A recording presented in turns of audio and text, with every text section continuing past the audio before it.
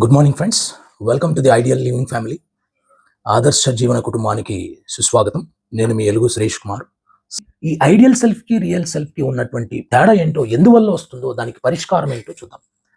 అసలు ఈ రెండింటికి తేడా కారణం ఏంటి అంటే మీకు ఒకటి చెప్తాను. టిప్సిల్ అనేటువంటి యాక్రోనిమ్ ఈజీగా మీరు గుర్తుపెట్టుకోవడానికి ఒకటి చెప్తున్నాను.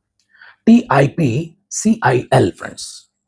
ఈ టిప్సిల్ అనేటువంటి మెడిసిన్ను, అంటే ఇదొక సైకలాజికల్ ఒక సజెషన్ లాగా అనుకోండి, థెరపీ లాగా అనుకోండి, లేదా ఒక ఐడియా లాగా భావించండి. ఈ అక్రోనిమ్తో మీకు చెప్తాను, నువ్వు ఎలా ఉండాలో అలా ఉండేందుకు సాధ్యమవుతుంది. మనకు ఇప్పుడు ఏంటంటే టీ తీసుకుందాం. టిప్సిల్లో TIPCILలో టీ తీసుకుందాం.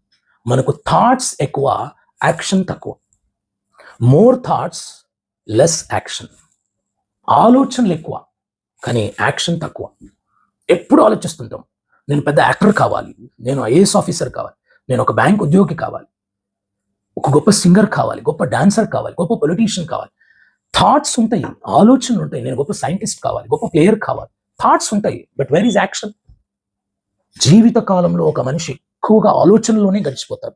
నేను ఆరోగ్యంగా ఉండాలి ఉండాలి ఉండాలి, థాట్స్ మాత్రమే. కానీ ఆ విధంగా ఉండడానికి కావాల్సిన హ్యాబిట్స్ లేవుగా, త్యాగం లేదుగా, కాఠిన్యం లేదుగా. సుఖానికి మగ్గు చూపుతాం, సంతోషానికి మగ్గు చూపుతాం. కాస్త త్యాగం చేయలేం, కాస్త కఠినంగా ఉండలేం, కాస్త మంచి వైపుకు వెళ్ళడానికి మన బాడీ సహకరించదు. సో కాబట్టి థాట్స్ ఎక్కువ ఉంటున్నాయి, మరి యాక్షన్ తక్కువ ఉంటుంది. అది more thoughts, less action is the first one, tips ఇల్లు.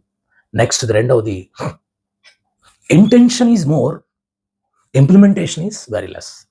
కోరిక ఎక్కువ, అలా కావాలి, ఇలా కావాలి, అది సాధించాలి, ఇది సాధించాలి, నేను డాక్టర్ కావాలి, యాక్టర్ కావాలి, లాయర్ కావాలి, గొప్ప బిజినెస్ మ్యాన్ కావాలి, అన్నీ. ఇంటెన్షన్ ఎక్కువ ఉంది, strong intention, more intention, but implementation is very less. ఎక్కడుంది ఆచరణ? ఆచరణ లేదు, ఇంప్లిమెంటేషన్ లేదు, కానీ ఇంటెన్షన్ మాత్రం ఎక్కువ ఉంది. అది కాబట్టి ఇంటెన్షన్ ఎంత ఉంటుందో ఆచరణ కూడా అదే ఈక్వల్గా ఉంటే మనం అనుకున్నది సాధిస్తాం. నీ ఆలోచన ఏదొస్తుందో దాన్ని ఆచరణ చేస్తే అనుకున్నది సాధిస్తాం. ఇప్పుడు చాలామంది యొక్క అనుకున్నవి సాధించిన వాళ్ళకంతా కూడా ఆలోచనతోనే మొదలవుతుంది. ఏదైనా ప్రపంచంలో గొప్ప విషయం అనేది ఆలోచనతోనే స్టార్ట్ అవుతుంది. కానీ కేవలం ఆలోచన వల్లనే సాధ్యం కాదు. ఆలోచనతో మొదలు కావచ్చు, కానీ దాన్ని యాక్షన్లోకి తీసుకెళ్తే, ప్రాక్టీస్లోకి వెళ్తే, put in to the practice వెళ్తే, then you can achieve something else. Only with thoughts you can't do anything else. You should make it to action. You must make your thought put into the action. Not only live in intention, కోరికలతో కాదు, you have to implement. మరి అమలుపరచు, నీ habits నాలు అమలుపరచు. ఎందుకు ఆరోగ్యంగా ఉన్నాం? నువ్వు కరెక్ట్గా చదువు, ఎందుకు అనుకున్న విధంగా స్టడీస్లో రాణించు. నువ్వు కరెక్ట్గా కష్టపడు, ఎందుకు నీ సోషల్ స్టేటస్ మారదు, నీ కెరియర్ మారదు. సో కేవలం ఇంటెన్షన్ కాదు, ఇంప్లిమెంటేషన్ ఉండాలి. నెక్స్ట్ది, మనిషికి భయంకరమైన జబ్బు ప్రొక్రాస్టినేషన్, పోస్ట్పోన్మెంట్ ఎక్కువ, వాయిదాలు వేయడం. చాలామంది యాటిట్యూడ్ ఏంటంటే today's work tomorrow, today's work tomorrow, tomorrow's work so further later. Likewise they are postponing. See, one thing you must remember, tomorrow's work today and today's work now. రేపటిది ఇవాళ, ఇవాళది ఇప్పుడే. ఈ సూత్రాన్ని మనం కానీ పాటిస్తే ఈ పోస్ట్పోన్మెంట్ అనేటువంటిది, ఈ ప్రొక్రాస్టినేషన్, చాలా విషయాలలో మనం ఎప్పుడు కూడా వాయిదా వేస్తూ వెళ్తుంటాం. ఒక మంచి హెల్తీ హ్యాబిట్ని మొదలు పెడతాం అనుకుంటాం, సంవత్సరాల తరబడి అది వాయిదా వేస్తూనే ఉంటాం. ఒక మంచి అలవాటుని తీసుకోవాలనుకుంటాం, దానికి తేదీలని, మంచి రోజులను ఎంచుకుంటూ వెళ్తుంటాం. కానీ వాటిని ఆచరణలోకి తీసుకునేటప్పటికి సంవత్సరాలు వెనక్కి వెళ్ళిపోయి ఉంటాయి. మంచిని స్వీకరించడానికి మనకి ఏది సమయం లేదు. మంచి పని ఎప్పుడు మొదలు పెడతామో అదే మంచి సమయం, అంతే. కానీ జీవితంలో వాయిదా వేసే తత్వం వల్ల, పోస్ట్పోన్మెంట్ వల్ల మనం జీవితంలో ఎంత కోల్పోయామో ఒక్కసారి మనం ఆత్మవిమర్శ చేసుకుంటే భయంకరంగా మన జీవితాన్ని ఎంతో ఎంతో వెనక్కి వెళ్ళిపోయాం మనం. దాని కారణం మనం వాయిదా వేసేటువంటి తత్వం. దాన్ని మానుకోవాలి. పోస్ట్పోన్మెంట్ వద్దు, ప్రజెంట్ చేయాలి. మనం అనుకున్నది ప్రజెంట్ చేయాలి. ఎప్పుడు అనుకుంటే అప్పుడు దాన్ని కొంతవరకైనా మొదలు పెట్టాలి. భయంతోనూ, నిరుత్సాహంతోనూ, నెగిటివ్ థింకింగ్తోనూ వాయిదాలు వేసేటువంటి తత్వాన్ని చేసి you have to present. That's very very important అన్నమాట. చాలామంది ఈరోజు వాళ్ళు అనుకున్న స్థితికి సాధించలేకపోవడానికి, అధోగతిలో ఉండడానికి, తక్కువ స్థితిలో ఉండడానికి ప్రధానమైన కారణం పోస్ట్పోన్మెంట్ అనమాట, వాయిదా వేసే తత్వం. దాని నుంచి బయటికి రండి, ప్రజెంట్ చేయండి. మీరు అనుకున్నది ప్రజెంట్ చేయండి. Next very very important, comfort zone. ఈ కంఫర్ట్ జోన్లో మనిషి ఎక్కువగా ఉండడానికి ప్రయత్నం చేస్తాడు, దానివల్ల కాంప్రమైజ్ అయిపోతాడు.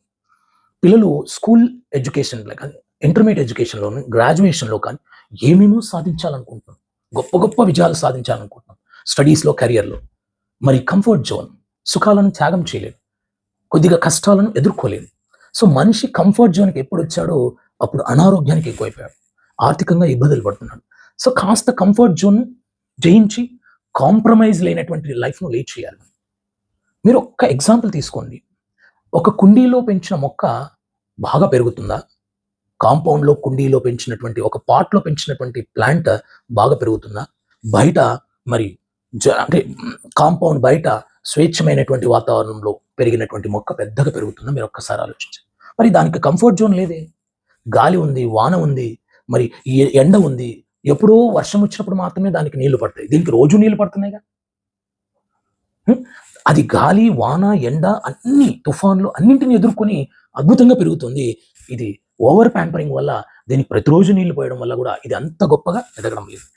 అంటే మీరు ఒక్కసారి గుర్తుపెట్టుకోండి, మీ యొక్క ఓవర్ ప్యాంపరింగ్ వల్ల కంఫర్ట్ జోన్లో ఉండాలి, నేను ఎక్కువ కష్టపడకూడదు, చాలా సుఖంగా ఉండాలి, సంతోషంగా ఉండాలి అని శరీరాన్ని వ్యాయామం చేయమంటే నాకు చేత కాదు. అది వ్యాయామం చేయమంటే కష్టము, కఠినంగా ఉండాలి. యోగా చేయాలంటే కష్టం, ప్రాణాయామం చేయాలంటే కష్టం. అంటే మనిషి కంఫర్ట్ జోన్ అండి. మరి ఒకప్పుడు కాలినడకన ఉన్నప్పుడు ఎంత ఆరోగ్యంగా ఉన్నాం, సైకిల్తో వెళ్తూ ఉన్నప్పుడు ఎంత ఆరోగ్యంగా ఉన్నాం.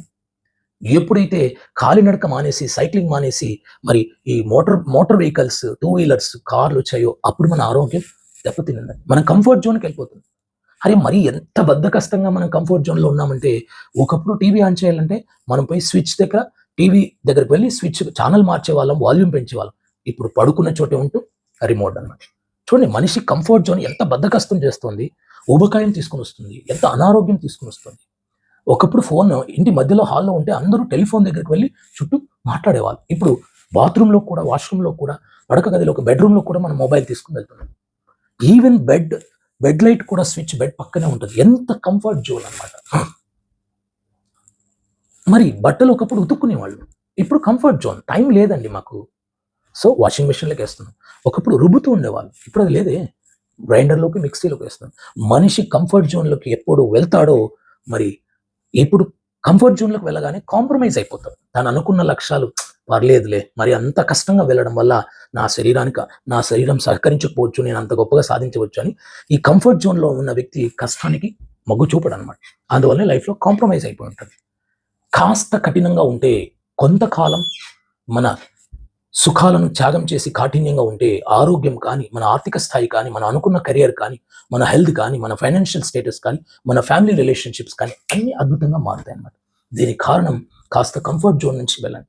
నేనేదో మాటకు చెప్పడం లేదండి, ఇప్పటికి కూడా నేను ఎక్కువ కాలినడకని, ఇప్పటికి కూడా నేను సైకిల్లో ఎక్కువ ప్రిఫర్ చేస్తాను.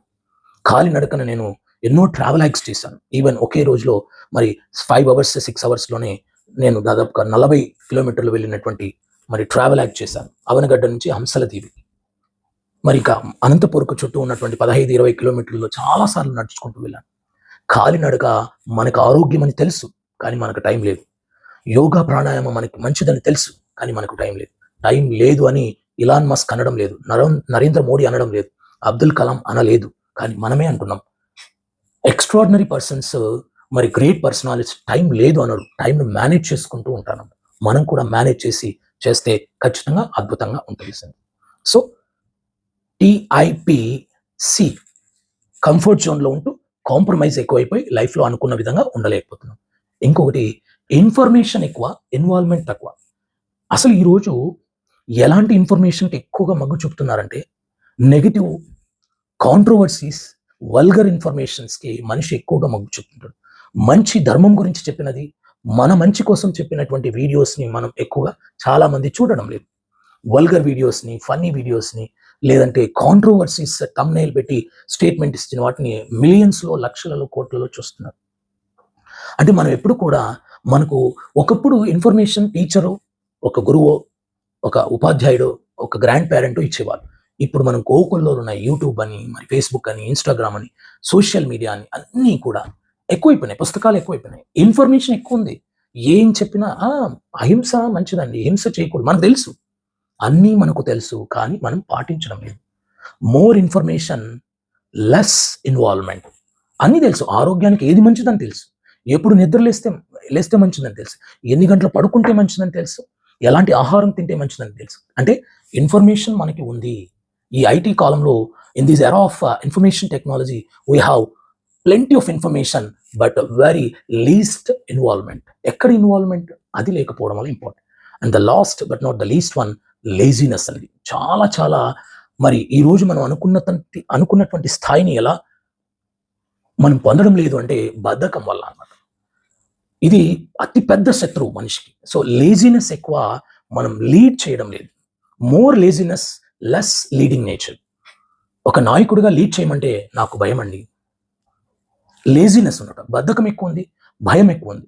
ఒక్కటి గుర్తుంచుకోండి, భగవద్గీత మహాభారతంలో శ్రీకృష్ణుడు చెప్పినటువంటి దైవిక గుణాల్లో, జ్ఞానవంతుడి యొక్క గుణాల్లో, ఒక తెలివైన బుద్ధిబలం కలిగినటువంటి ఒక వ్యక్తిలో ఉండాల్సినటువంటి గుణాలు చాలా ఇవ్వడం జరిగింది. అందులో నంబర్ 1 ఫియర్లెస్నెస్, నిర్భయంగా ఉండడం, భయం లేకుండా ఉండడం, మరి బద్ధకం లేకుండా ఉండడం. మరి ఈ గుణాన్ని కలిగి ఉంటే మనం ఖచ్చితంగా ఐడియల్గా, మార్గదర్శిగా ఉండగలం అన్నమాట. కాబట్టి ఇప్పుడు నేను చెప్పినటువంటి టిప్సిల్ అన్నమాట. మోర్ థాట్స్, లెస్ యాక్షన్ కాకుండా, థాట్స్ ఎంత ఉన్నాయో యాక్షన్ కూడా అలాగే చేయండి. ఇంటెన్షన్ ఎక్కువ ఉంది, మరి ఇంప్లిమెంటేషన్ తక్కువ ఉంది. నీ ఇంటెన్షన్ తగ్గట్టుగా ఇంప్లిమెంటేషన్ చేయండి, అనుకున్నది ఖచ్చితంగా సాధిస్తారు. నెక్స్ట్ది ప్రొక్రాస్టినేషన్, పోస్ట్పోన్మెంట్, ఎక్కువగా వాయిదా వేయకుండా ప్రెజెంట్ చేయండి, దానిని యాక్షన్స్లోకి పెట్టండి, ఆచరణ చేయండి, అద్భుతంగా ఉంటారు. నెక్స్ట్ది కంఫర్ట్ జోన్ గురించి ఆలోచించకుండా మనం కాంప్రమైజ్ కావాల్సి, కంఫర్ట్ జోన్ గురించి ఆలోచిస్తే కాంప్రమైజ్ కావాలి. కాస్త కాంప్రమైజ్ కాకుండా మనం అనుకున్న లైఫ్ని లీడ్ చేయాలంటే కొంతకాలం కంఫర్ట్ జోన్ నుంచి మనం బయటికి రాగలిగి త్యాగం చేయాలి, కఠినంగా ఉండాలి. నెక్స్ట్ది ఈ టెక్నాలజీ, ఈ ఐటీ రంగంలో, అంటే ఇప్పుడున్నటువంటి ప్రస్తుతం ఎరాలో మనకి ఎక్కువ ఇన్ఫర్మేషన్ ఉంది కానీ ఇన్వాల్వ్మెంట్ తక్కువ ఉంది, అది కూడా ఒక ప్రాబ్లం. లాస్ట్కి బద్ధకం ఎక్కువ ఉంది, ఆ బద్ధకాన్ని జయిస్తే, లేజినెస్ని చేసి లీడ్ చేయడానికి ప్రయత్నం చేయండి. ఏదైనా సరే లీడ్ చేయడానికి ప్రయత్నం చేస్తే ఎంతలో కొంతైనా సాధించి మనం అనుకున్న విధంగా ఉండడానికి ఎక్కువ అవకాశాలు ఉంటాయన్నమాట. కాబట్టి నేను ఒక్కటే మీకు చెప్తున్నా, మనం చిన్న చిన్న పక్షులు, జంతుజాలము, మరి సూక్ష్మజీవుల గురించి, ప్రతి మన చుట్టూ ఉన్నటువంటి అన్నింటి నుంచి కూడా మనం గమనిస్తే ఏవైతే విశ్వనియమాన్ని, ధర్మాన్ని పాటిస్తున్నాయో అవి ఎలా ఉండాలనుకుంటున్నాయో అలా ఉంటున్నాయి. ఐడియల్ సెల్ఫ్ ఎలా ఉండాలనుకున్నాయో రియల్ సెల్ఫ్ కూడా అలాగే ఉంది. ఓకే, మనం కూడా అలా ఉండాలని కోరుకుంటూ మన వేదాలను, మన ధర్మాలను, మన వేదాంతాలను, అది బైబిల్ అయినా సరే, ఖురాన్ అయినా సరే, మరి బౌద్ధ మతమైనా సరే, హిందూ మతమైనా సరే, ఏదైనా సరే, మన మత ధర్మాలు, మన సనాతన ధర్మాలు మనకి ఏం చెప్పాయో, ఎన్నింటికి లేయాలి, ఎలాంటి ఆహారం తీసుకోవాలి, ఎలాంటి అలవాట్లను కలిగి ఉండాలి, ఎలా పవిత్రంగా ఉండాలి, ఎలా క్రమమైన జీవితాన్ని గడపాలి అనేటువంటి విశ్వ నియమాన్ని పాటిస్తే ఎలా ఉండాలనుకున్నావో అలాగే ఉండగలుగుతావు. ఇదే నేను మీకు చెప్పాలనుకున్నది. ఒకటి ఫ్రెండ్స్, జీవితంలో అనుకున్నట్టుగా మనం సాధించాలి. మనం ఎలా కోరుకుంటున్నామో అలాంటి జీవితాన్ని మనం సాధించాలి అంటే మన అంతరాత్మ, మన బుద్ధి చెప్పిన మాట వింటూ, భగవంతుడు మనకు నిర్దేశించినటువంటి విశ్వనియమాన్ని, ధర్మాన్ని, మానవ ధర్మాన్ని మనం పాటిస్తూ అలాగే మనం ఉంటే ఖచ్చితంగా ఐడియల్గా, రోల్ మోడల్గా ఉండగలము అని నేను ఖచ్చితంగా చెప్పగలనమాట. మరి ఈ విషయాన్ని మీరు గమనిస్తే మనం చెప్పినటువంటి ఇదంతా కూడా కాస్త ఆలోచించి, విశ్లేషణ చేసుకుని, ఎందువల్ల జీవితంలో వెనకపడ్డాం, ఎందువల్ల మన ఆరోగ్యం మరి దెబ్బతింది, మన ఆర్థిక స్థాయి మరి ఇబ్బందుల్లో పడింది, ఇవన్నీ కాస్త ప్రాక్టికల్గా, అనలిటికల్గా ఆలోచించి మీ రియల్ సెల్ఫ్, మీరు కోరుకున్న విధంగా ఐడియల్ సెల్ఫ్గా, ఐడియల్ లివింగ్గా, మార్గదర్శకమైనటువంటి, ఆదర్శమైనటువంటి జీవితాన్ని గడపాలని కోరుకుంటూ, మీ తెలుగు సురేష్ కుమార్ ప్రకృతి సేవయే పరమాత్మ సేవగా భావిస్తూ, వృక్షో రక్షతి రక్షితః, ధర్మో రక్షతి రక్షితః అని కోరుకుంటూ, మన చుట్టూ ఉన్నటువంటి జీవజాలాన్ని మనం గౌరవిస్తూ, వాటికి సహకరిస్తూ, వాటిని ఏది హింసించకుండా మన జీవితాన్ని మనం ప్రొలాంగ్ చేయాలని, మనం ఎలా ఉండాలనుకుంటున్నామో అలా ఉండాలని కోరుకుంటూ, నేను మీ Telugu Suresh Kumar. Thank you very much. మన ఐడియల్ లివింగ్ ఫ్యామిలీని విస్తరించే భాగంలో మీరు ఈ వీడియోని లైక్ చేయండి, కామెంట్ చేయండి. ఇంకొకరికి ఈ ఫ్యామిలీకు ఎంతోమంది వస్తే వాళ్ళు కూడా ఆరోగ్యంగా మారుతారని. మన చేతిలోనే మన ఆరోగ్యం ఉంటుంది. ఆ రహస్యాలు కూడా మీకు అన్నీ నేను చెప్పబోతున్నాను. కాబట్టి షేర్ చేసి, కామెంట్ చేసి, ముఖ్యంగా సబ్స్క్రైబ్ చేయండి. మన ఫ్యామిలీ ఇది, మనం దీన్ని విస్తరిద్దాం, ఆరోగ్యంగా ఉందాం. Thank you very much. Okay, nice. Have a nice day.